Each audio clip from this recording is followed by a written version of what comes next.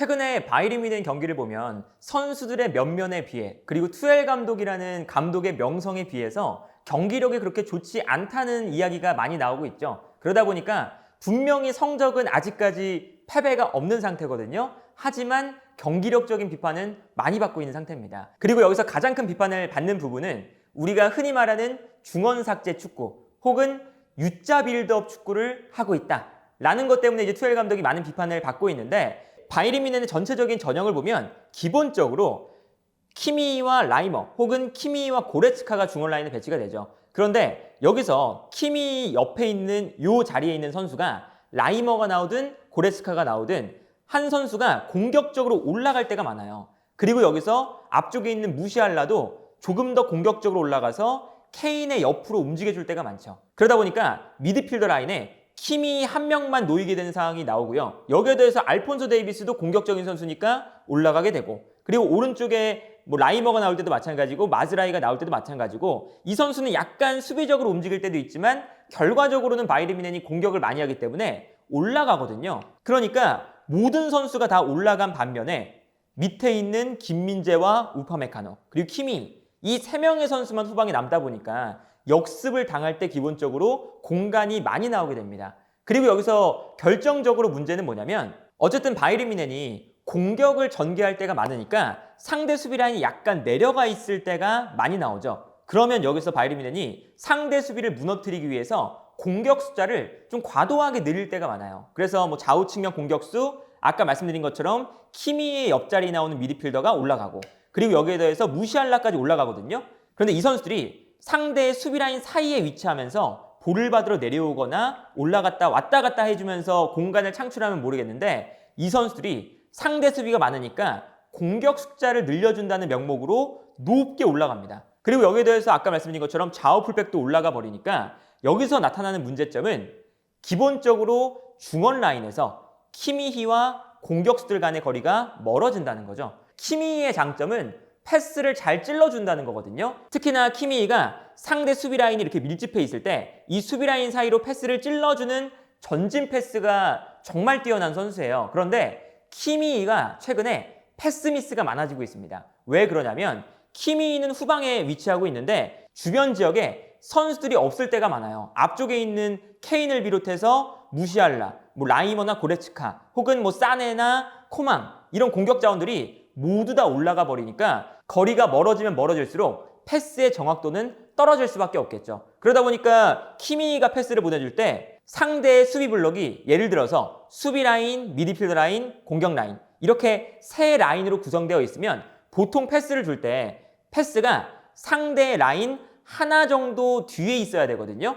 그런데 키미히가 패스를 보내줄 때는 모든 선수가 올라가 있다 보니까 상대의 수비 라인 두 개를 뚫고 패스를 보내줘야 돼요. 이렇게 되면 자연스럽게 패스가 차단될 가능성이 높아지는 거죠. 그러다 보니까 키미히 쪽에서 일단 패스 미스가 많이 나오고요. 그리고 키미히가 패스 미스가 나오는 동시에 역습을 당하게 되잖아요. 근데 역습을 당할 때도 문제인 게 바이에른 뮌헨의 선수들이 너무나 높이 올라가 있다 보니까 중원에서 상대의 공격이 들어올 때 키미히가 혼자서 수비 라인 앞 공간을 커버하고 있을 때가 많아요. 그런데 키미히가 다들 아시는 것처럼 패스를 전개하는 데는 너무나 좋은 선수지만 이 선수가 전문적인 수비를 잘하는 수비형 미드필더가 아니죠. 그러다 보니까 이 수비 라인 앞 공간에서 키미히가 커버해야 되는 공간도 넓은데 키미히의 수비력이 그렇게 뛰어나지 않으니까 수비 라인 앞에서 상대의 역습을 그대로 당합니다.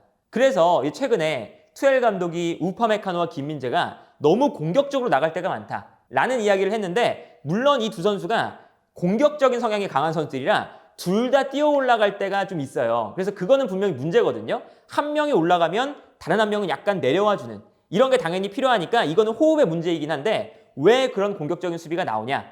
키미히가 수비 라인 앞에서 끊어주질 못하니까, 그리고 키미히도 너무나 버겁다 보니까 우파메카노나 김민재 입장에서는 상대가 수비 라인 앞에서 공격을 진행하고 있으니까 여기서 못 끊으면 넓은 수비 라인 뒷공간으로 편안하게 좋은 패스를 찔러줄 수가 있는 거거든요. 그러니까 어쩔 수 없이 김민재가 튀어나오면서 압박을 할 때가 많은 거고, 근데 이거는 끊어내면 좋은 수비가 되는 건데 못 끊어내면 곧바로 실점 위기가 될 수 있는 공간을 허용하게 되죠. 근데 이게 사실은 이런 장면이 10번 나왔을 때, 9번 잘 막는다고 하더라도 한 번 이게 놓쳐서 실점을 하게 되면 수비수의 탓이 될 수밖에 없거든요. 그러다 보니까 김민재와 우파메카노 그리고 여기에 대해서 키미까지 수비 부담이 너무 큰 상태인데, 그렇다면 투엘 감독이 이러한 문제점들을 모르고 이렇게 간격이 넓은 축구를 하느냐? 그런 건 절대 아닙니다. 투엘 감독이 이런 축구를 하는 이유는 어느 정도 전술적인 이유가 있어요. 어떤 거냐면 투엘 감독의 특징 중에 하나가 후방에서 볼을 점유하는 것을 굉장히 좋아합니다. 그래서 투엘 감독이 첼시, 파리 생제르맹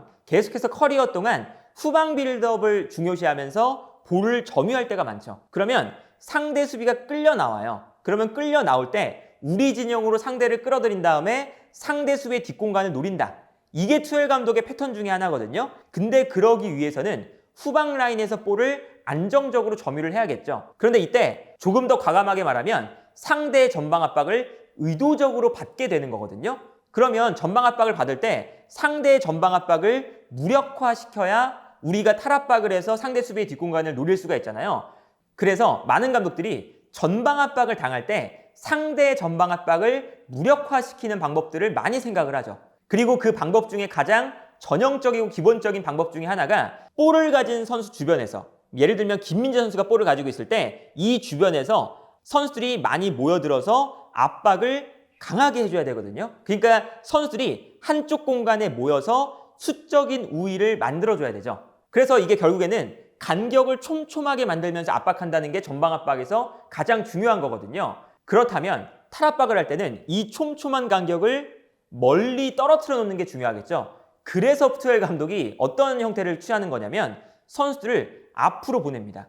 그러니까 앞쪽에 있는 케인이라던가 무시알라 그리고 라이머 같은 선수들이 앞쪽으로 나가는 게 그냥 나가는 게 아니라 앞으로 나가면서 상대 수비 라인이 모여들지 못하도록 분산되도록 만드는 거거든요. 그래서 최근에 투엘 감독이 무시알라 자리에, 무시알라가 약간 부상이 있었을 때 그 자리에 뮬러가 아니라 슈퍼모팅을 기용해서 케인과 슈퍼모팅 투톱을 사용할 때도 있었죠. 그 이유가 앞선에 있는 공격 라인을 늘려서 앞선에 공격 숫자가 많으면 특히나 오른쪽에 사네, 왼쪽에 코망 이렇게 빠른 선수들도 있는 마당에 상대의 수비가 앞으로 올라와서 간격을 좁히고 강한 전방 압박을 하기가 매우 까다롭거든요. 그러다 보니까 앞쪽의 선수들을 많이 배치하고 선수들이 올라가기 시작하면 상대 수비가 약간 뒤로 물러나면서 전방 압박에 대한 간격이 넓어지고 바이에른 뮌헨이 패스를 주고받을 수 있는 여유가 생기죠. 여기까지는 투엘 감독의 의도가 어느 정도 이해가 되는데, 여기서 두 번째 포인트는 뭐냐면 이게 비엘사 감독이 잘 쓰는 패턴 중에 하나예요. 선수들을 앞으로 극단적으로 끌어올립니다. 끌어올리면 상대 수비도 밀려나고 우리도 간격이 넓어지겠죠. 그러니까 서로의 간격이 넓어지잖아요. 그러면 이 넓은 공간에서 중요한 건 뭐냐면 이 간격이 멀어졌을 때 패스가 가운데로 들어가는 순간 누가 먼저 이 공간을 빠르게 채워주느냐입니다. 그러니까 이거는 절대적으로 기동력이 기반이 되고 그리고 선수들의 동선이 확실하게 정해져 있을 때 가능한 전략 중에 하나거든요. 상대를 뒤로 물러나게 만드는 건 우리도 간격이 멀어진다는 뜻이니까 멀어지게 만든 다음에 앞쪽에 있는 선수들이 다시 빨리 내려와서 이 공간을 상대보다 먼저 차지해 줘야 되는 거죠. 그러니까 결국에는 이게 우리가 흔히 말하는 축구가 공간을 점유하는 땅 따먹기를 하는 스포츠다라고 말을 하는데, 그 땅 따먹기를 하기 위해서 공간을 만들고 빨리 내려와 줘야 되는데 이 내려와 주는 게 지금 바이에른 뮌헨은 잘 안 될 때가 많습니다. 그래서 이제 라이머나 고레츠카가 올라갔다가 내려오지 못하니까 키미가 혼자 있는 거고, 무시알라도 사실은 미드필더로도 뛸 수 있는 선수인데 이 선수가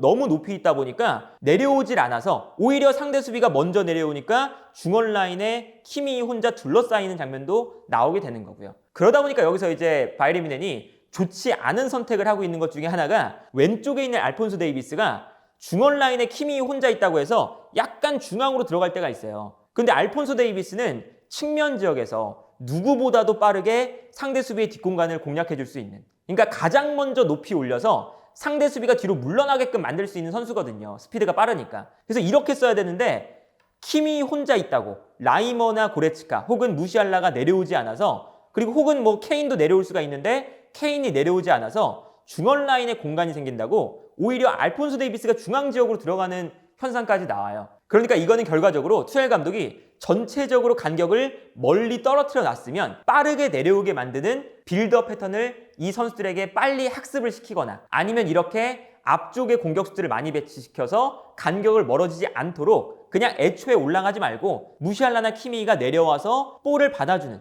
중원 라인의 선수를 애초에 많이 배치시켜 놓거나 이 두 가지 중에 하나를 좀 선택을 해야 되는데 지금 그 어느 것도 안 되고 있는 상태가 아닐까라는 생각이 들고요. 이제 그러다 보니까 김민재와 우퍼메카노가 최근에 마테우스나 투엘 감독에게 받았던 비판, 그리고 키미도 마찬가지로 지금 독일 언론들에게 비판을 많이 받고 있는데, 이렇게 뒤에 있는 선수들이 많은 비판을 받고 있는 건 결국에는 투엘 감독의 전술적인 그런 프로세스 자체가 지금 정상적으로 이루어지지 않고 있다는 것을 보여주는 거고요. 이제 그러다 보니까 최근에 케인도 너무 고립될 때가 많잖아요. 이 고립되는 것도 결국에는 케인이 이렇게 공간이 만들어졌을 때 내려오면 끝나는 거거든요. 근데 내려오는 움직임을 케인이 많이 가져가는 경기도 있는 반면에 가져가지 않는 경기도 꽤나 많아요. 그러다 보니까 너무 높은 지역에만 있고 고립된다는 평가를 받고 있거든요. 물론 골은 계속 넣고 있지만 이것도 투엘 감독이 사실은 첼시 시절 때부터 루카쿠를 사용할 때도 너무 공격수를 높은 지역에만 두고 활동 반경을 제한시킨다라는 비판을 받았었어요. 그래서 루카쿠가 투엘 감독에게 찾아가서 나는 활동 반경을 넓게 가져가고 싶습니다 라고 요구를 했었죠. 이제 그런 걸 생각해보면 투엘 감독의 전술에도 어느 정도 변화가 좀 필요하지 않을까 싶고요. 사실 지금 이렇게 간격이 넓은 축구를 하고 있는데도 바이에른 뮌헨이 현재까지 시즌 내내 패배가 없는 상태잖아요. 그 뜻은 선수들이 정말로 개인적인 퍼포먼스를 통해서 이 넓은 간격을 극복해내고 있다는 뜻이거든요. 이제 그런 걸 생각하면 전술적으로 조금만 더 좋아진다면 분명히 바이에른 뮌헨은 유럽 최고의 스쿼드를 보여줄 수 있는, 그리고 유럽 최고의 경기력을 보여줄 수 있는 잠재력이 있는 팀이기 때문에 투엘 감독이 어떻게 변화하느냐에 따라서 바이에른 뮌헨 그리고 김민재 선수가 이번 시즌 어떤 시즌을 보낼지가 결정되지 않을까 싶네요.